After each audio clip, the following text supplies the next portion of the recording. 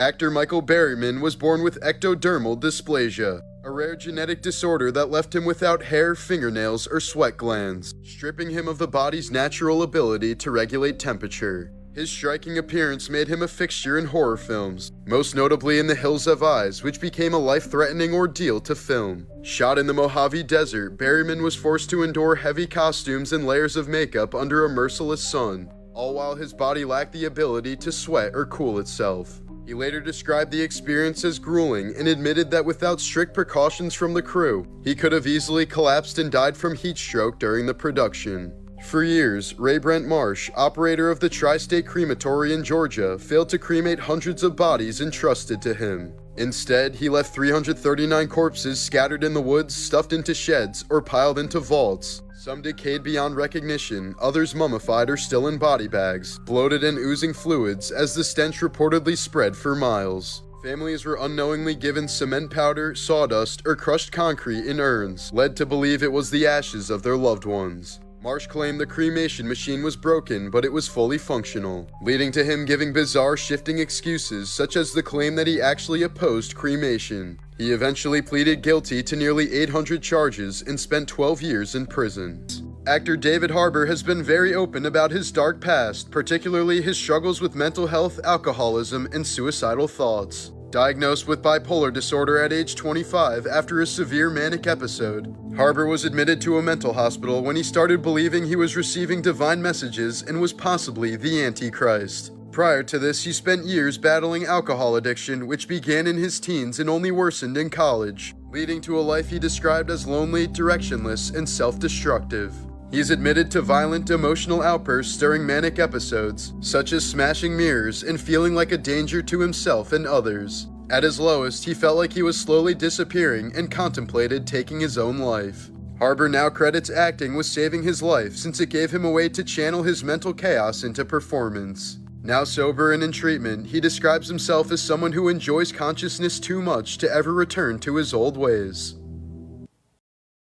In April of 2026, in the village of Hagenbach in eastern France, police responded to a neighbor's report of sounds of a child coming from a parked utility van. When they opened it, they found a 9-year-old boy alive but in shocking condition, completely unclothed, lying in fetal position on a mound of trash and waste, severely malnourished with very pale skin, and muscles so atrophied from prolonged confinement that he could no longer walk or stand. The boy had been locked inside the van since November of 2024, over 16 months. To neighbors and others, he had simply disappeared, with the family claiming he no longer lived there. His 43-year-old father admitted to keeping the child confined, saying it was to protect him from his partner, who allegedly wanted to place the boy in psychiatric care. The father was charged with kidnapping and deprivation of care, while his 37-year-old partner was also charged for failing to intervene. The boy was hospitalized and his siblings were removed from the home as the investigation continues. This was the moment a young boy with autism was seen walking alone on a monorail track at Hershey Park, dozens of feet above the ground.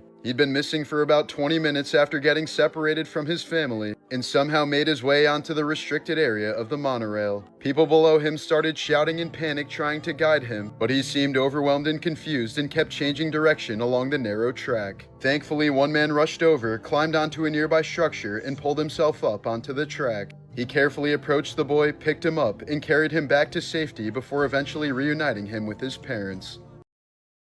Lance Armstrong built one of the most inspiring comeback stories in sports after surviving advanced testicular cancer and winning 7 straight Tour de France titles from 1999 to 2005. But behind the scenes, he was running a coordinated doping program involving performance-enhancing drugs and blood transfusions, while aggressively denying accusations and discrediting anyone who spoke out. In 2012, the United States Anti-Doping Agency exposed the scheme, calling it one of the most sophisticated doping operations in sports history. Armstrong was eventually stripped of all 7 titles and banned for life. Sponsors dropped him, his reputation collapsed, and in 2013 he admitted the truth in an interview with Oprah Winfrey, turning a cancer survival legacy into one of the most infamous falls from grace in sports.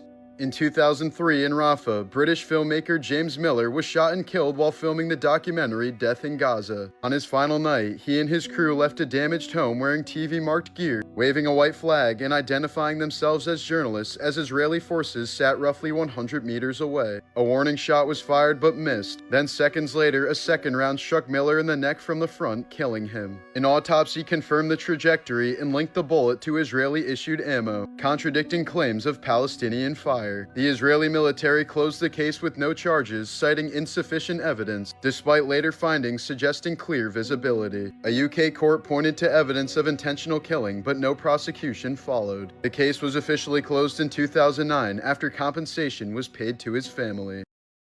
In 2018 in California, 23-year-old Angela Hernandez drove off a cliff along Highway 1, plunging about 200 feet into the ocean below. The impact left her with a brain hemorrhage, broken ribs, a collapsed lung, and broken collarbones. After regaining consciousness inside the submerged vehicle, she managed to escape before it sank, swim to shore, and climb onto a narrow rocky ledge beneath the cliff. With no supplies and severely injured, she survived for 7 days by drinking fresh water that dripped down from moss and vegetation on the rock face. She was eventually spotted by passing hikers along the roadway, who alerted authorities, leading to her rescue and evacuation to a hospital. This was the moment a jewelry store was wiped out in just 30 seconds. In 2025 in Fremont, California, nearly 24 thieves stormed into Kumar Jewelers at once, armed with hammers and tools. Within seconds, they began smashing display cases and sweeping jewelry into bags as employees were forced to stand back. By the time it was over, $1.7 million worth of jewelry, about 80% of the store's inventory, was wiped out in just over a minute.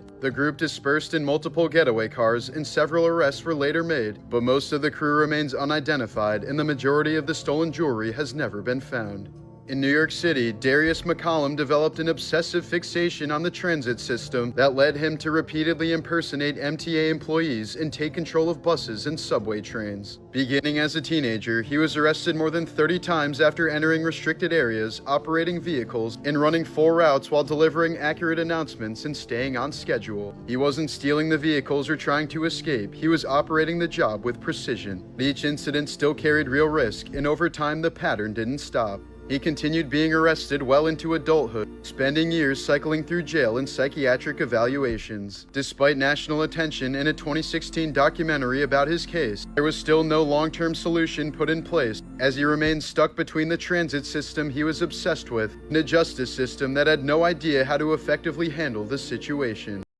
In February of 2007, over New South Wales, Australia, Polish-German paraglider Eva Wisniewska was sucked into a massive thunderstorm during a routine training flight and carried to nearly 33,000 feet, where temperatures dropped to around negative 50 degrees Celsius and oxygen levels were extremely low. She lost consciousness for about 40 minutes as her paraglider was tossed around inside the storm, yet somehow remained airborne. When the storm weakened, she descended and regained consciousness mid-air, surviving with only frostbite and minor bruising. Another pilot caught in the storm, Hee Zong-pin, was found dead nearly 50 miles away. In 2007 in California, a 23-year-old man crashed into a police vehicle and, fearing arrest, swallowed an absurd amount of methamphetamine he'd been carrying. He fled on foot, was chased across rooftops, and was eventually captured in a highly agitated, delirious state. At the hospital, his core body temperature reached 45 degrees Celsius, the highest ever recorded in a surviving patient with lab-confirmed stimulant overdose. He immediately had to be sedated, intubated, and aggressively cooled with ice packs and fluids as his body began to shut down. Despite the extreme heat and severe toxicity, he miraculously survived after intensive treatment.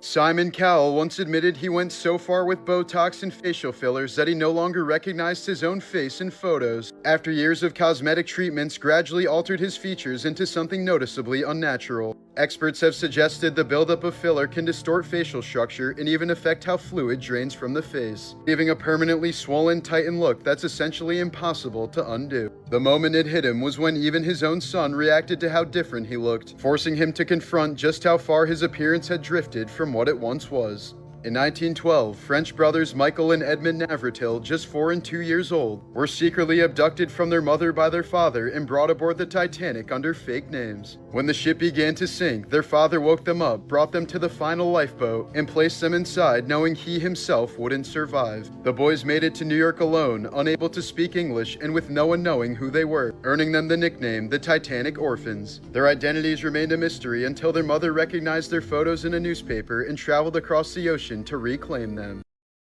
Before Jeffrey Epstein, there was John David Norman. In the early 1970s, across multiple U.S. states, Norman operated a trafficking network that exploited hundreds of boys, many of them vulnerable runaways or teenagers with no one looking for them. He built detailed lists of victims and buyers, distributing names, photos, and access through underground mail systems that connected offenders across state lines. Investigators later uncovered links between Norman's network and serial killers John Wayne Gacy and Dean Corll, both of whom were active during the same time and targeted young boys. When authorities seized Norman's materials, they reportedly found records suggesting his client list extended far beyond local offenders, with names believed to include individuals in positions of power, including federal employees. But in 1977, key records tied to those clients were destroyed by the Justice Department, effectively erasing the identities of many who may have been involved. Norman would go on to be arrested multiple times, but was never prosecuted, as much of the network he helped build was never fully uncovered. This was the moment a stray cat hung on for dear life from the upper deck of Hard Rock Stadium in Miami, barely holding on as thousands of people watched.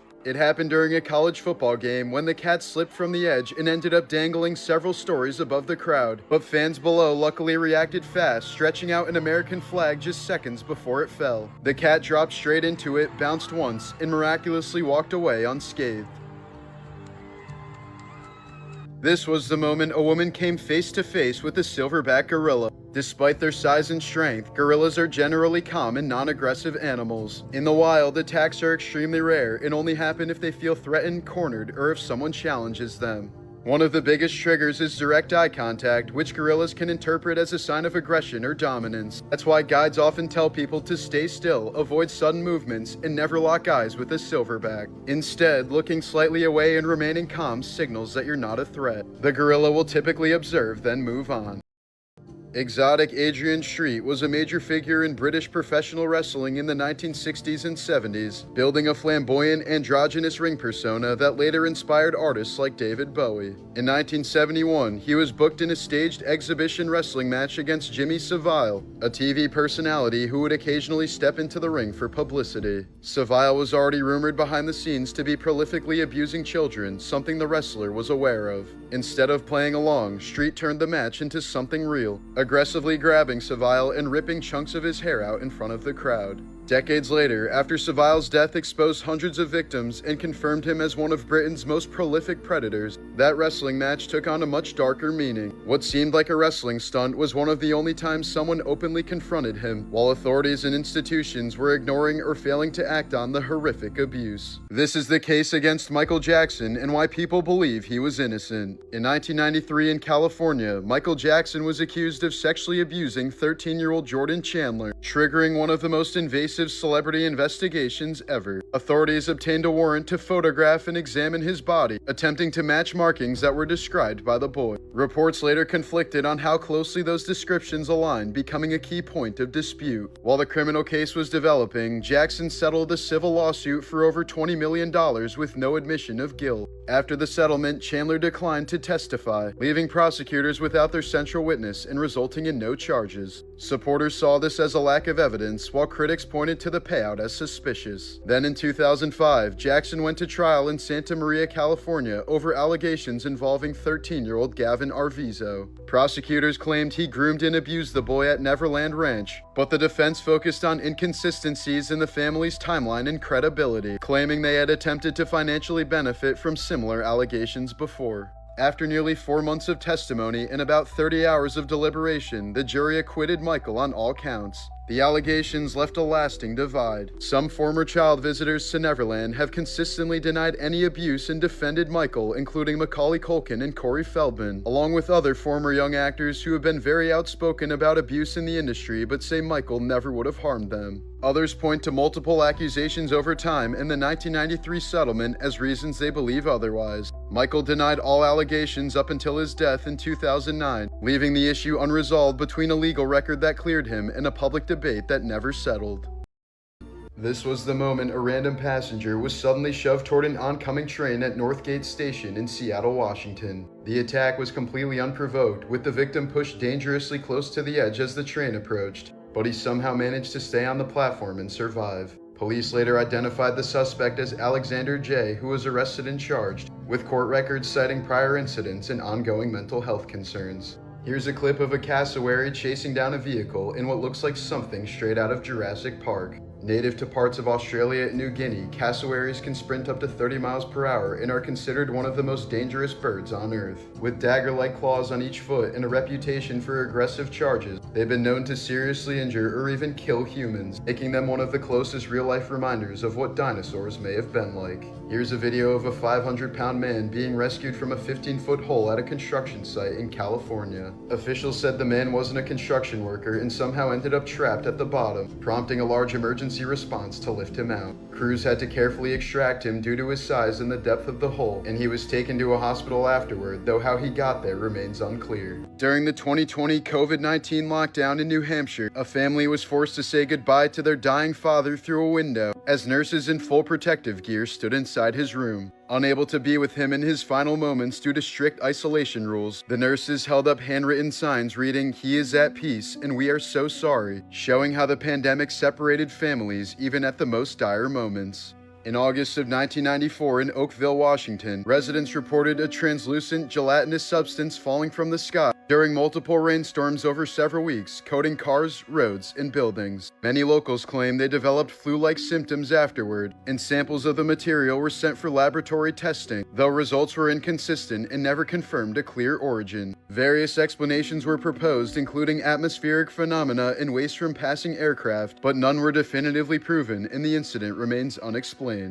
The results of Michael Jackson's autopsy report were nothing short of disturbing. He was largely bald with only sparse hair remaining, the result of burns and repeated cosmetic procedures, as he'd been wearing a wig in public for years. His scalp also showed scarring consistent with past injuries. He had multiple cosmetic tattoos, including permanent eyeliner and lip liner, likely done to maintain his appearance without daily makeup. His skin also showed signs of vitiligo alongside extensive cosmetic alteration. His arms were marked with numerous puncture wounds, consistent with frequent injections over time. Toxicology findings showed multiple drugs in his system and partially dissolved pills in his stomach, indicating recent ingestion. The cause of death was ruled acute propofol intoxication, a powerful surgical anesthetic. In the final months of his life, Michael was given propofol regularly inside his home to induce sleep, essentially relying on anesthesia instead of natural slumber. His personal physician, Conrad Murray, was later convicted of involuntary manslaughter for administering the drug outside of proper medical care. In June of 2023, in the North Atlantic Ocean near the Titanic wreck site, Pakistani businessman Shahzada Dawood and his 19-year-old son Sulman were among those killed when the Titan submersible suddenly imploded. Nearly 9 months later, after recovery efforts at extreme depths, small amounts of human remains were returned to the family. Identified through DNA testing, the material was described by Shahzada's wife as the slush that was left delivered in 2 small shoeboxes. Due to the conditions of the implosion and the environment, the remains were limited and heavily fragmented, with some of the recovered material being mixed together, meaning it could not be definitively attributed to one specific individual. In Rochester, New York in 2022, a woman installed a hidden trail cam at her mother's grave after noticing it kept being disturbed. The footage soon captured her father, the woman's ex-husband, returning to the cemetery and urinating directly on the grave multiple times per week. The behavior had been going on for at least several months, and likely closer to a year or more before it was caught on camera. In multiple clips, his partner could be seen waiting nearby in a car while he carried out the act. Police were contacted, but the case fell into a gray area legally, with any charges depending on local cemetery regulation. The situation drew attention for the sustained, deliberate nature of the acts, targeting the grave long after the relationship had ended. In 2004, the British reality show There's Something About Miriam flew 6 men to Ibiza to compete for £10,000 in the affection of 21-year-old Mexican model Miriam Rivera. Throughout filming, the contestants were never told that Miriam was transgender. In the finale, after one man was chosen as the winner, Miriam revealed the truth on camera. The reaction was immediate. Several contestants later sued the production company, claiming emotional distress and deception. The case was ultimately settled out of court for an undisclosed amount, reportedly around £500,000 split among the contestants. Years later, in 2019, Miriam Rivera was found dead inside an apartment in Mexico at age 38. The death was officially ruled a suicide, though some of Miriam's family disputed the conclusion and believed there may have been other much darker circumstances surrounding it. In 2017, in Ottawa, Canada, model Kat Gallagher underwent a sclera tattoo, a rare and controversial procedure where ink is injected directly into the white of the eye. The person performing it reportedly used far too much ink and improper technique, causing purple dye to leak from her eye and triggering a serious infection. Despite emergency treatment and months of complications, she was left with permanent vision damage and a dangerously thin sclera, putting her at risk of losing the eye entirely. She later revealed the pain was excruciatingly constant, with fluid continuing to seep from her eye for several weeks, and has since spoken out to warn others about the risks of unregulated body modifications. In 2012 in Wisconsin, Dale Decker suffered a slip disc that triggered a rare neurological condition known as persistent genital arousal disorder. The disorder caused him to experience dozens, sometimes over 100, involuntary orgasms a day without any stimulation, often striking in public or at inappropriate moments. He later said the episodes took over his life, disrupting his ability to work, maintain relationships, and even grieve properly, with attacks occurring during critical moments, including his own father's funeral. Here's an image showing what the sinking of the Titanic would have actually looked like on April 15, 1912. It was a moonless night in the North Atlantic, and once the ship's power failed, the massive liner disappeared into near total darkness, leaving over 1,500 people unable to clearly see the ship, the lifeboats, or even each other. Many survivors later reported hearing screams from the water but couldn't see anything, as the lack of light turned the disaster into something disorienting and almost invisible. It wasn't just the freezing temperatures that made it so horrifying, it was also the darkness, where one of the worst disasters in maritime history unfolded out of sight. In 1922, a young girl with severe diabetes was photographed while essentially waiting to die, at a time when the condition was almost always fatal, especially in children. Before there was any treatment, patients were often placed on near-starvation diets to slow the disease, leaving them dangerously weak while their bodies continued to deteriorate. That same year, doctors administered a new experimental treatment called insulin, one of the first times it had ever been used on a human. Within days, patients who were expected to die began to recover. The discovery transformed diabetes from a death sentence into a manageable condition almost overnight.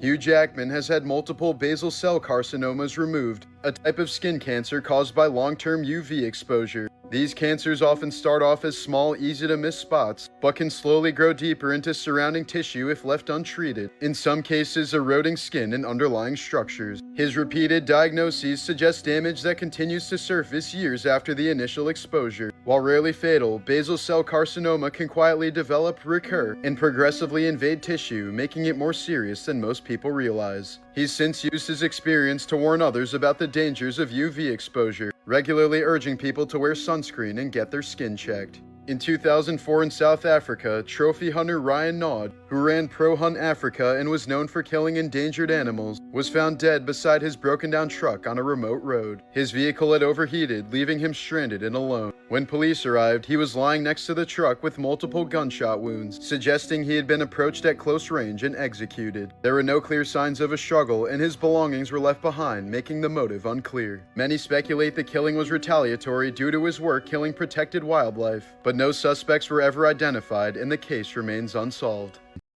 Here are some morbid facts about Steve Irwin. Steve Irwin spent his entire life working hands-on with animals that could kill him, and he openly said that if he ever died, it would likely be from wildlife. Throughout his career, he was constantly bitten, cut, and injured by snakes, lizards, and crocodiles. There were multiple close calls where crocodiles snapped inches from his body. He regularly handled some of the most venomous snakes in the world in remote areas, where a single bite could have easily been fatal before help arrived. This was one of the last photos ever taken of Steve off the coast of Queensland in 2006 before a stingray struck him with its tail, sending a barb through his chest and directly into his heart. Fatal stingray injuries like this are extremely rare, fewer than 20 documented deaths worldwide since the 1950s. The barb was quickly pulled out during the emergency, which likely accelerated the bleeding, but the damage to his heart was already catastrophic either way. The moment was caught on camera, and the footage was reportedly destroyed before it was ever released. According to those present, his final words were reportedly, "I'm dying," before he went into cardiac arrest. The stingray is believed to have acted defensively as Steve approached from above. Despite decades of surviving encounters with some of the most dangerous animals on Earth, Steve died from a single rare defensive strike, the exact kind of risk he had always accepted.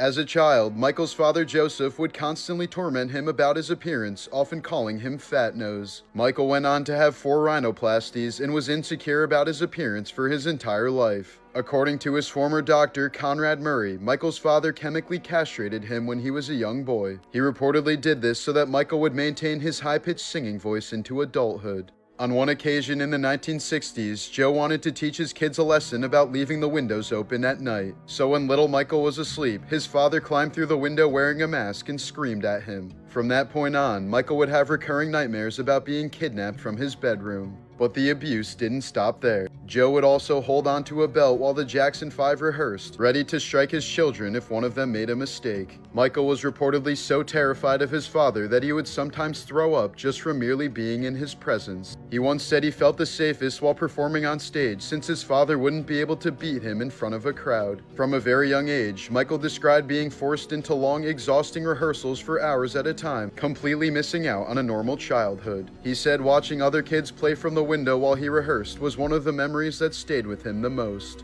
Here's a creepy clip of a dog making biting motions at its owner whenever she turns her back. Each time she turns away, the dog stiffens, locks onto her, and snaps at the air. According to Vets Online, this isn't playful behavior, but hesitation mixed with fear or low-level aggression. Dogs are more likely to test boundaries if they don't feel watched, especially if they're anxious or unsure. It's essentially a dog working up to a bite without fully committing, and trainers say behavior like this can escalate if it isn't addressed early on. In April of 2026, at a Spada Park in San Antonio, 24-year-old Atharva Vyas randomly attacked a woman and her 3-year-old daughter. Witnesses said he grabbed the mother by the hair and threw her to the ground, forcing her to drop the child. He then grabbed the toddler and began biting directly into her face, causing severe trauma and knocking out multiple teeth as she screamed in horror. The attack only stopped when a bystander intervened and managed to restrain him until police arrived. The child was rushed to the hospital in total shock, suffering serious facial injuries and lasting psychological trauma. Vyas was arrested at the scene and is facing multiple felony charges, including injury to a child. According to the Department of Homeland Security, he was in the United States illegally after his visa was revoked, and ICE has placed a detainer on him. As of now, the motive remains unclear, and the case is ongoing as the child continues recovery. Ingrid Pitt, best known for her roles in 1970s British horror films, was born in Gushka Petrov in Warsaw, Poland in 1937. During World War II, she and her mother were arrested and sent to Stutov concentration camp, where prisoners constantly faced starvation, forced labor, and executions. At one point, they were taken into nearby woods to be killed, but managed to escape amid the chaos. After Pitt later became a recognizable figure in British horror cinema, she suggested in interviews that surviving the Holocaust gave her a different relationship with fear, allowing her to portray terror and vulnerability on screen in a way that felt more grounded and real compared to typical performances in the genre. Jeremy Renner's snowplow accident in January 2023 proved to be even more graphic than initially reported. While attempting to assist a stranded vehicle near his home, he was suddenly pulled under his 14,000-pound snowplow, which crushed his body with so much force that he later recalled hearing the crunching of his own bones. Renner sustained 38 broken bones, a collapsed lung, severe cranial trauma, and required extensive reconstruction with metal plates in his chest, legs, and face. Among the most horrifying details he later revealed was that the impact had dislodged his left eyeball so severely that he could see it sticking out with his right eye. Despite the injuries, Renner remained conscious throughout the ordeal, fully aware of his condition, and at one point attempted to write what he believed would be his final words to his family. The actor has since regained much of his physical function, thanks largely to his daughter's support and his own relentless determination to continue living. During a match in Germany in 1993, star tennis player Monica Seles was stabbed in the back with a 9-inch kitchen knife by Günter Parch, an obsessed fan of her rival Steffi Graf. Parch was infuriated that Seles had overtaken Graf as the #1 player in the world, and admitted that he wanted to injure Seles so severely that she couldn't play tennis for a long time. Following the attack, Seles took a 2-year hiatus from pro tennis and never fully regained her prior dominance. The attacker received a suspended sentence with probation and psychological treatment, a verdict that sparked widespread outrage across the sports world. In 2019, a French man accidentally killed his friend during a fight and in a panic stuffed his body under his mattress. To avoid suspicion, he slept on it for nearly 2 years while regularly spraying air fresheners and bug repellent to mask the stench. He was eventually caught when the odor became overwhelming for his neighbors. In 1984, California man David Burke was fired from his airline job for a petty theft, so he smuggled a loaded gun onto the flight, shot the pilots mid-air, and deliberately crashed the plane into the ground, killing all 43 passengers on board. Investigators later found a note in his pocket addressed to his former boss stating, "I asked for some leniency for my family, remember? Well, I got none, and you'll get none." Just recently, Ed Sheeran revealed he'd been dealing with shingles for about a month, a painful viral infection caused by the reactivation of the chickenpox virus. The outbreak affected his scalp, causing burning nerve pain and blistering rashes severe enough that he shaved his head to manage it. Shingles attacks nerve pathways in the skin, and when it spreads across the scalp, even light contact can cause intense burning. Hair can trap heat, irritate the lesions, and make treatment difficult, so shaving it off helps reduce constant pain and allows medication to be applied directly. While not usually fatal, shingles can leave lasting nerve damage, with some people experiencing chronic pain long after the rash disappears. In Istanbul, Ali Sifsi suffered a catastrophic head injury while confronting a burglar, leaving a large section of his skull fractured and missing, with parts of his brain left dangerously exposed. Emergency surgery stabilized him, but a huge portion of his skull could not be saved. To rebuild it, surgeons performed detailed scans of his remaining skull and designed a patient-specific implant, 3D printing a curved titanium plate to precisely replace the missing bone. During reconstruction, the metal implant was secured directly to his skull, effectively acting as a permanent substitute for the lost bone, protecting his brain while permanently altering the structure of his head. 2 days before his death, he said this, "Every day that I have on earth is a gift and a blessing, and I'm very grateful for that because, frankly, people are disappearing. Scientists are going missing. Now they're saying they're going to investigate this. The president himself is saying they're going to look into this and see if anything's going on. It's a little bit scary." That was David Wilcock, a paranormal author and Ancient Aliens contributor, known for claims about UFOs, hidden technology, and government cover-ups. In the video, he referenced a series of recent deaths and disappearances tied to researchers and scientists in space, energy, and defense fields that he and many others believed were connected. Just 2 days later, on April 20th, 2026, in Colorado, deputies responded to a crisis call. Authorities said Wilcock was found outside with a weapon and died shortly after police arrived. His death was officially ruled a suicide. A 34-year-old orangutan at the Metro Richmond Zoo in Virginia named Patrick was given a royal cloak for his birthday, and without any training, he tied it around himself like a wearable outfit. Orangutans are already known for advanced problem-solving and tool use, but moments like this show just how far that intelligence can go. Instead of playing with it, Patrick used the fabric with a clear purpose. It's a small moment, but it highlights the level of cognitive ability orangutans are capable of. According to serial killer Danny Rolling, here's a list of things you can do to avoid being murdered by a serial killer. Park your car in the light. Buy yourself a .38 caliber revolver. Get a permit to carry it on your person and keep it in your handbag where it's easy to get to. Buy some mace on a keychain and have it ready when you get out of your car. If your bedroom window doesn't have a screen, get one and nail it to the windowsill. Place a bunch of empty glass bottles in the windows. Get you some curtains. Buy a deadbolt and put it on your bedroom door so you can lock yourself in. Sleep with your .38 caliber revolver under your pillow. It won't go off by accident. If someone bothers you, don't ever let an attacker get control. Fight for your life. Scream as loud as you can. Spray mace in his face. Kick him in the balls. Scratch at his eyes. Pull out your .38 caliber and blow him away. Danny Rolling, also known as the Gainesville Ripper, murdered 5 college students in Florida in 1990. breaking into their apartments at night and targeting them while they were alone. He was later captured, sentenced to death, and executed by lethal injection in 2006.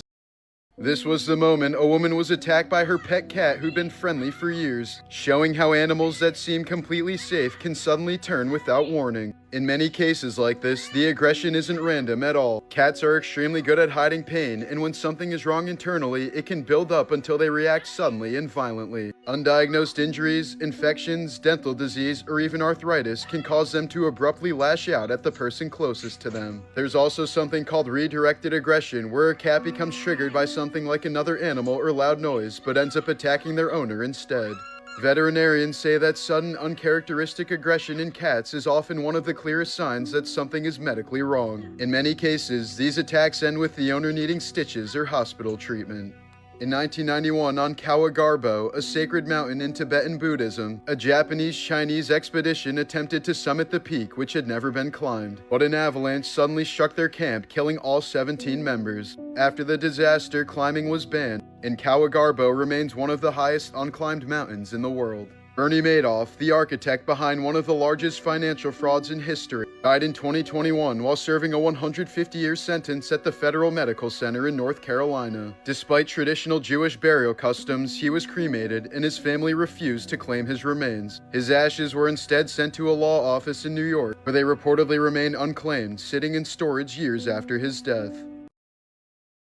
Just yesterday, on April 19, 2026, in Shreveport, Louisiana, 31-year-old Army National Guard veteran Shamar Elkins killed 8 children, 7 of them his own, after a domestic dispute with his wife, who he was in the process of separating from. Just hours before the attack, he'd been posting photos online, including one about spending time with his daughter, and nothing about it suggested anything was wrong or that something horrific was about to happen. Early that morning, he shot his wife first, who survived, and then went to another home where the children were and killed all 8 of them. Several were shot while asleep in their beds, and at least one child tried to escape but was still killed. The victims ranged from very young children to preteens. In the time leading up to it, family members said he'd been dealing with mental health struggles and what they described as dark thoughts. He also had a prior firearm-related arrest in 2019, but no clear single motive has been confirmed beyond the domestic situation escalating. Afterward, he fled the scene, carjacked a vehicle, and led police on a chase before being shot and killed by 2 officers. 2 adults survived the shooting with critical injuries, and the killings became one of the deadliest mass shootings involving children in recent U.S. history. In Addo Elephant National Park, South Africa, a lioness named Josie went blind around age 12, likely from untreated eye disease such as cataracts or glaucoma. In the wild, that's almost always a death sentence, since lionesses rely on vision to hunt and avoid threats. But instead of abandoning her, her 2 adult daughters stayed by her side for the next 5 years. They guided her using contact calls, flanked her while moving so she wouldn't walk into danger, and shared their kills so she could eat despite being unable to hunt. Thanks to her daughters, she survived like this until about age 17, which is already near the upper limit of a wild lion's lifespan. During an interview shortly before his death, Michael admitted he would often talk to child mannequins just to feel less alone. He would also frequently cry at the sight of kids playing in the park, since it was something Michael would never experience himself. Michael had a meeting scheduled at the top of one of the Twin Towers on 9/11. After talking on the phone with his mom late into the night, he overslept and missed the appointment. Because of that phone call, he later credited his mother with saving his life. Here's a 1985 prediction of what Michael Jackson would look like in the year 2000 versus what he actually ended up looking like. As a result of a combination of skin conditions and body dysmorphia, Jackson went through nearly 100 procedures over 30 years trying to achieve his idea of perfection. In 2003, an entire supermarket was shut down so that Michael could live out his lifelong dream of shopping like an ordinary person. All the other shoppers were either paid actors or his friends, and they paid no attention to Michael. He played around the store like a child and even compared the experience to going to Disneyland. Daryl Sheets, known as the Gambler from Storage Wars, was found dead on April 22, 2026 inside his Arizona home at age 67. Police responded around 2 a.m. to reports of a deceased individual and discovered his body after he had apparently turned the gun on himself. He was pronounced dead at the scene and the case remains under investigation. In the days leading up to his death, at least one former co-star claimed he'd been dealing with severe online harassment, and authorities are reportedly looking into possible cyberbullying as a contributing factor. His death came after years of serious health issues, including a massive heart attack in 2019 and ongoing heart complications that forced him to step away from television. Sheets had been one of the most recognizable figures on the show, appearing in over 160 episodes, and once even claimed he unknowingly bought a storage unit that contained a plastic-wrapped human body tied to a murder case. After leaving TV, he lived in Arizona running an antique shop, largely out of the spotlight until his death. How our legal system...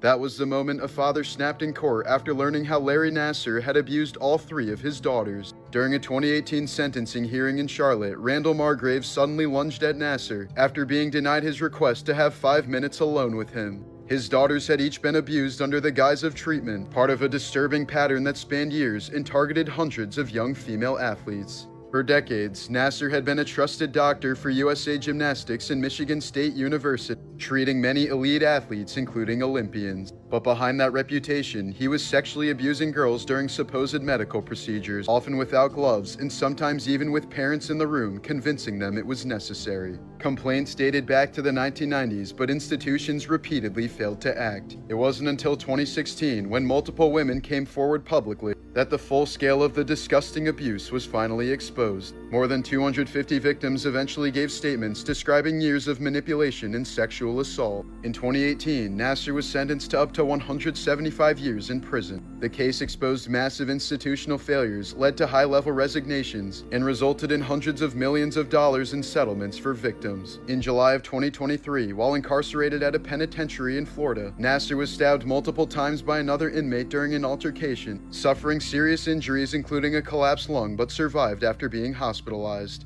The disgusting little rat will remain in prison for the rest of his life. Tom Cruise once sued a gay adult star for $10 million after the man claimed they had an affair. The actor Chad Slater eventually admitted he made the whole thing up and defaulted on the lawsuit, owing Cruise millions he'd never pay. Cruise has also sued multiple publications over similar claims about his sexuality, aggressively shutting down rumors for decades. In 2024 in Los Angeles, California, 23-year-old YouTuber Tumad, whose real name was Medea Sadiq, was found dead inside his home after a welfare check was requested when he'd gone silent for several days. Authorities discovered his body in a state of decomposition, indicating he had likely been dead for some time before anyone realized. The death was later linked to a suspected drug overdose, with reports of substances found at the scene. In the months leading up to his death, Tumad had posted increasingly erratic and concerning content online, including references to drug use and disturbing behavior. Despite having millions of followers and a massive online presence, he died alone unnoticed until the smell coming from his residence prompted concern. Donald Miller disappeared in Ohio in 1986 to escape debt and alcoholism, and was declared legally dead in 1994 so his ex-wife could collect Social Security benefits for their children. Years later, he resurfaced and appeared in court in 2013 asking to be declared alive again. The judge ruled that under Ohio law, a death declaration cannot be reversed after 3 years, meaning that despite standing in the courtroom alive, Miller was legally considered dead. As a result, he was left unable to get a driver's license, Social Security number, or legally work, effectively existing outside the system with no clear way to reverse his status.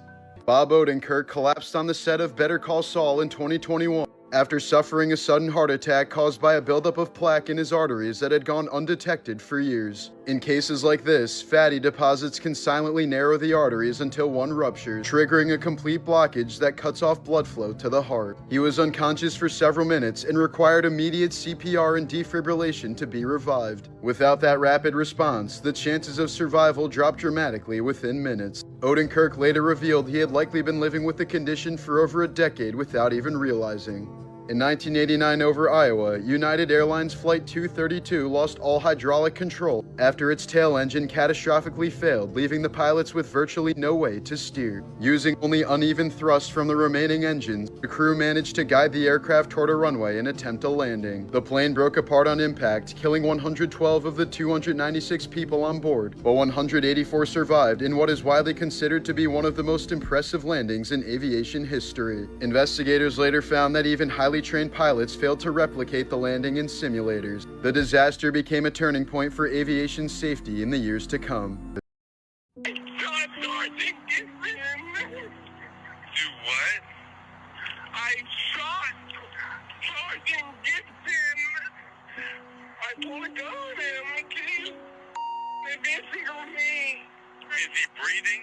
He's just fell out. That was the voice of police officer Michael Rusk calling 911 in James City County, Virginia in 2023, telling dispatch he had just shot his own sergeant after claiming he was about to be sexually assaulted. According to Rusk, Gibson had made prior unwanted advances, and that night the situation escalated when Gibson allegedly tried to force himself onto him. During the struggle, Rusk said he repeatedly told him to stop before pulling out his gun and firing several shots. Michael's father, Jason Rusk, said he told him about unwanted attention he received from his superior officer leading up to the shooting, and that he'd reported it to others in the department several times. There was a year's worth of grooming that had taken place. Extremely inappropriate touching, stalking, the grooming, the previous to the incident assaults. Here's a video showing the officers at the bar prior to the shooting, where Gibson gets out of his seat to sit next to Rusk before reaching over to hold his hand, which Rusk appears to turn down.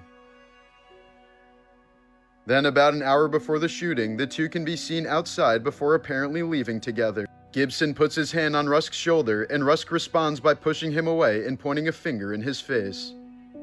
It's unclear what happened next, but after the shooting, Rusk made this claim to the dispatcher. I told him this zombie kept going. Help me.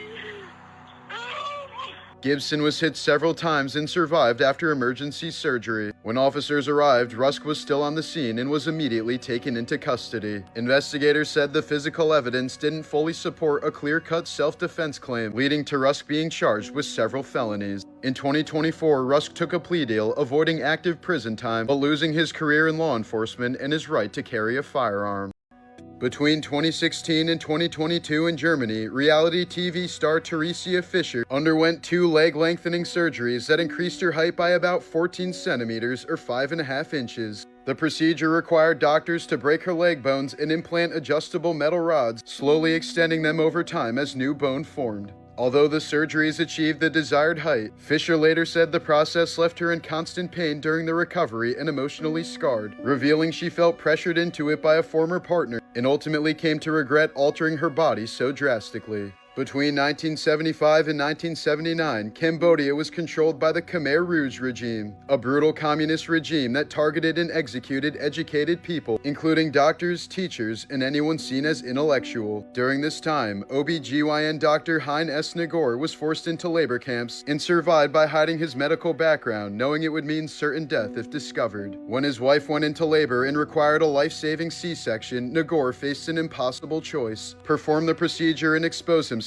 or stay silent and let his wife die. He chose not to risk it, and both his wife and their unborn child died during childbirth.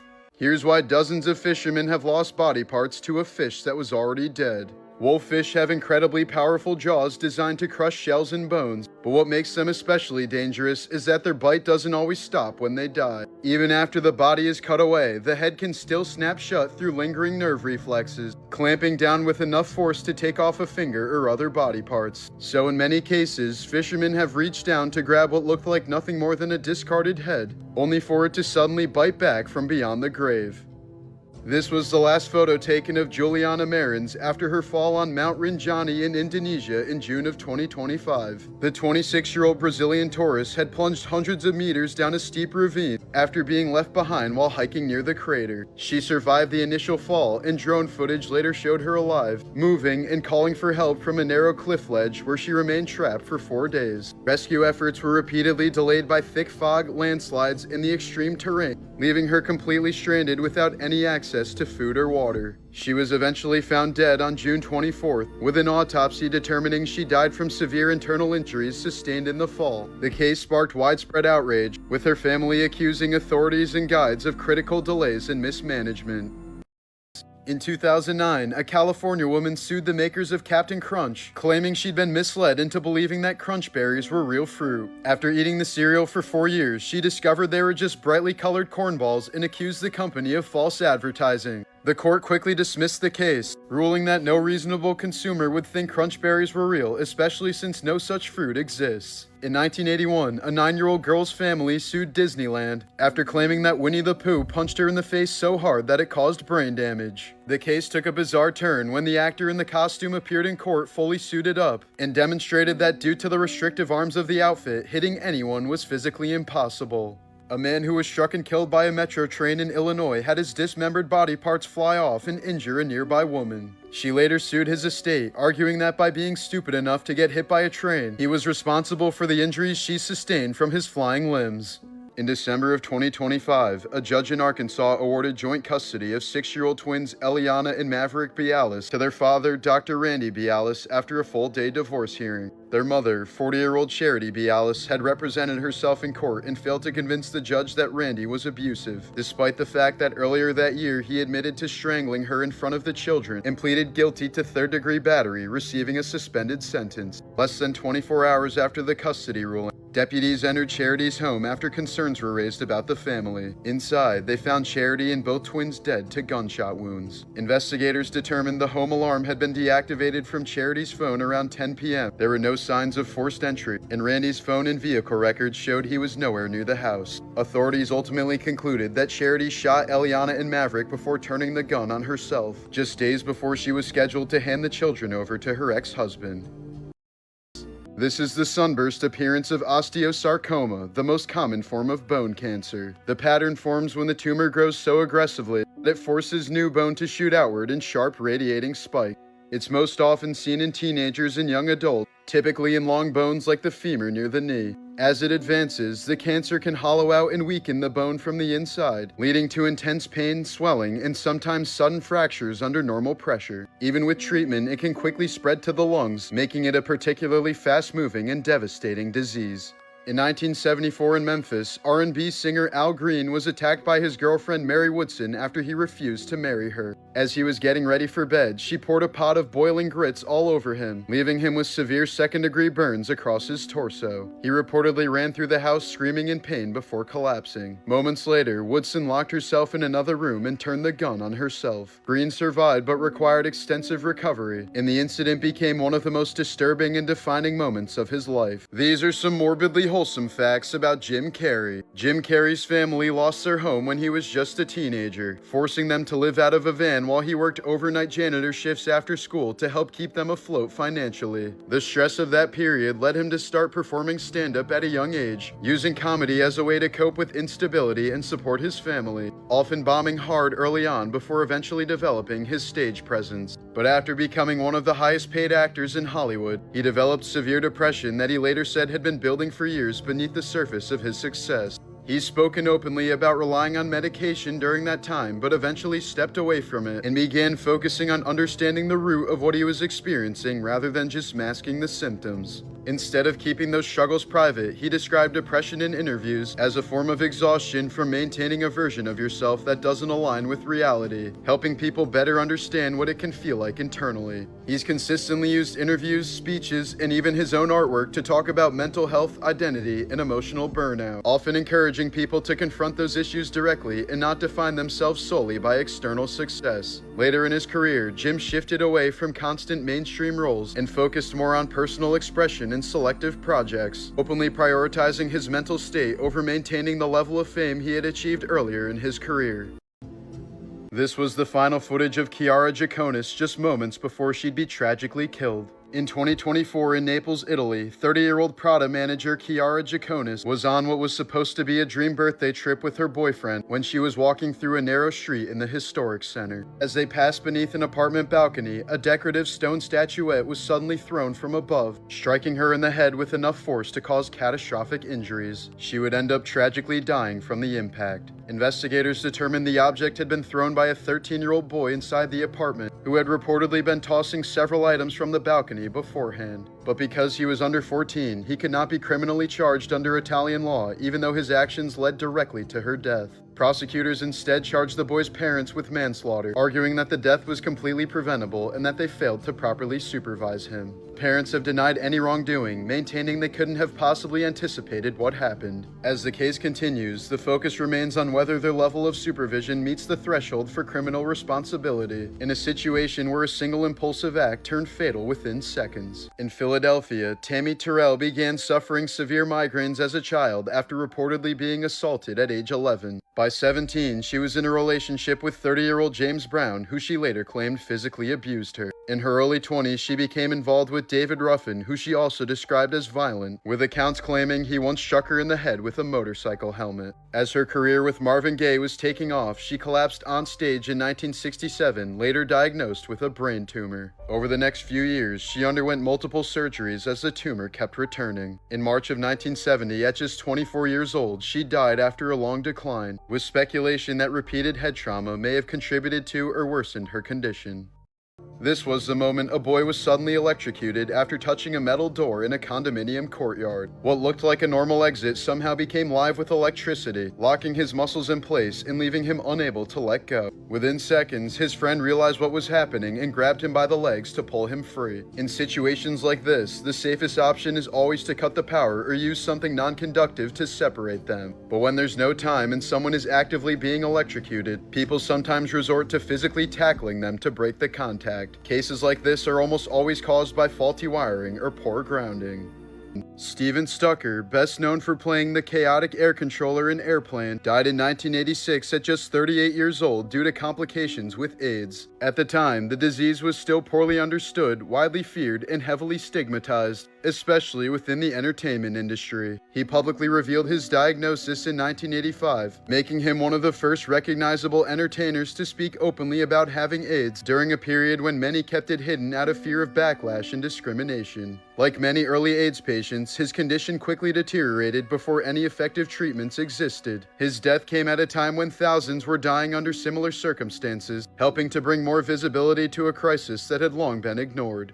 In 1978, in Birmingham, England, medical photographer Janet Parker became the last person to die from smallpox after being exposed at the University of Birmingham Medical School, likely through airborne transmission from a laboratory working with the virus just one floor below her office. She developed symptoms days later and died on September 11th after several weeks in isolation. The outbreak triggered a massive public health response, including quarantines and emergency vaccines, but no further cases spread beyond Janet. During the crisis, her father suffered a fatal heart attack while visiting her in the hospital.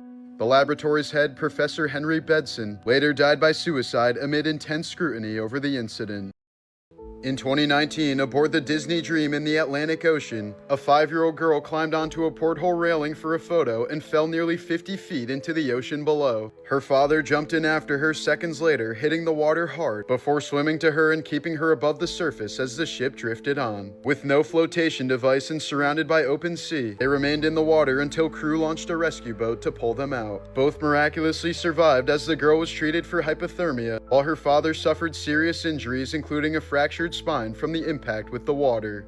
In August of 2023 in Maceió, Brazil, 27-year-old Fernanda Silva Veloz de Cruz Pinto accepted a piece of chocolate from an elderly fortune teller who had just warned her she only had a few days left to live. Trusting it because it was sealed and fearing for her life, she ate it, then within hours began vomiting, losing vision, and texting family members about a bitter taste and racing heart. She was rushed to the hospital but died in agonizing pain the next day. Toxicology later found high levels of pesticides in her body, and police investigated whether the chocolate had been deliberately poisoned, but the case remains unresolved. In 1987, in Cameron Highlands, Malaysia, Sultan Iscandor of Johor, who later became King of Malaysia, was accused of beating a golf caddy to death after the man allegedly laughed at a bad shot. At the time, Malaysian rulers had legal immunity, so no charges were brought despite public outrage. The incident became one of several controversies that led to the country stripping its royalty of immunity in 1993, allowing future rulers to be prosecuted like ordinary citizens.